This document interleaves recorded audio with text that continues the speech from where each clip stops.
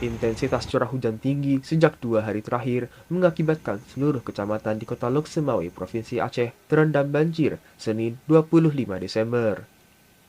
Hujan deras membuat pemukiman warga terendam.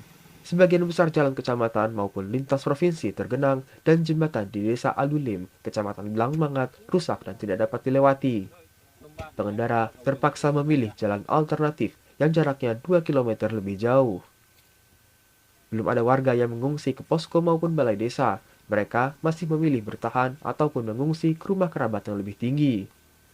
Salah seorang warga menyampaikan air mulai memasuki pemukiman mereka sejak semalam.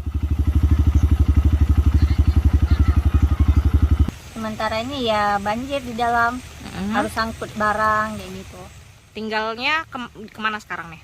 Tinggalnya dia ngungsi ke depan ke toko. Oh, oke. Ini sering nggak terjadi kayak gini? Baru pertama kali.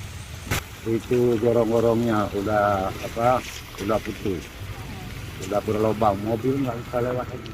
Mobil nggak bisa lewat, jadi hanya bisa dilewatin kendaraan roda 2 ya, Om? Roda 2. Ini antisipasi kita gimana nih, Om, sementara? Kita tutup aja? Ini kalau bisa ya kita tutup aja daripada nanti kita bilang takutnya masuk ke lubang itu mobil. Keempat kecamatan di kota Lok Semawe yang terendam adalah Kecamatan Blangmangat, Banda Sakti, Muara 1, dan Muara 2.